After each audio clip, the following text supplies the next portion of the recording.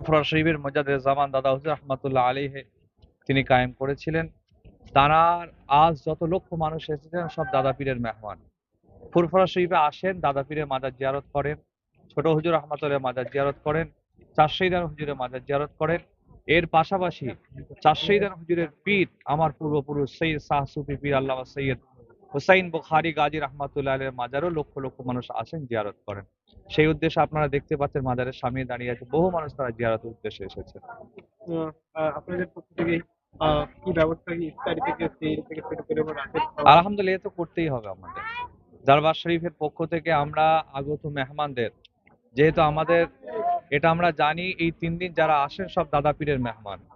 দাদা পীরের মেহমানদের মেহমানদারি করার নিয়তে তাদের দাদা হুজুরের নেক রুহানি দোয়া নিয়ত করে আমরা ইফতারির ব্যবস্থা রাখি, সেহরির ব্যবস্থা রাখি, তারপরে খাওয়া দাওয়ার ব্যবস্থা রেখেছি, সর্বোপরি মেডিকেল ক্যাম্পের ব্যবস্থা রেখেছি, আর একটা কফির ব্যবস্থা রেখেছিলাম। কফিও দিচ্ছেন? কফিও দিচ্ছি। এমনকি এখানে আপনারা দেখতে পাবেন বন্ধ আছে, মাগরিবের পর থেকে শরবত পানি এবং খেজুরের বিতরণ ব্যবস্থা রেখেছি।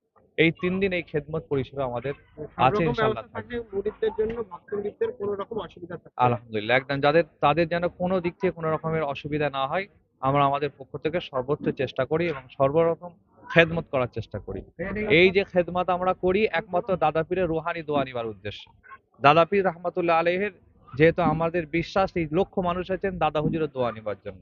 এদের খেদমত যদি আমরা করতে পারি দাদা হুজুর রূহ খুশি হবেন, তারা নেক রুহানি দোয়া পাবো, এই নিয়ত করে আমরা খেদমত করি। আমাদের দরবারের সমস্ত পীর সাহেব পীরজাদা আমার ভাইয়েরা তারা তাদের পক্ষ থেকে যতটুকু পারেন আলহামদুলিল্লাহ খেদমতের চেষ্টা করে যাচ্ছেন। বাকি আল্লাহ পাক যেন কবুল করেন।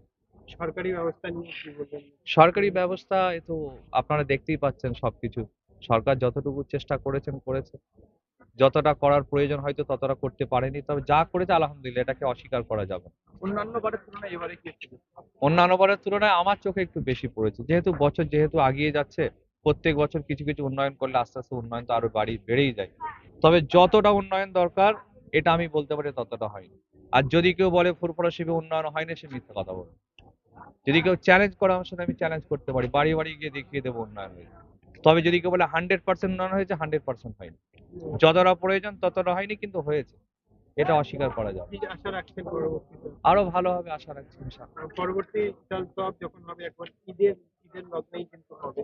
হ্যাঁ, এটা আমাদের কাছে চ্যালেঞ্জিং বিষয়। আমরা জন্ম থেকে নিয়ে প্রথম আমরা দাদা পীর রহমাতুল্লাহ ইসারের সওয়াবকে রমজান মাসে পেয়েছি এবং গত বছর আমরা রমজান পেয়েছি, এই বছরও আমরা রমজান পেয়েছি।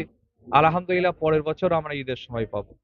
সর্বোচ্চ চেষ্টা যেমন আমরা করেছি সেরকম খেদমত আমরা দিয়ে যাব। আল্লাহ যেন তৌফিক দেয় আমাদের।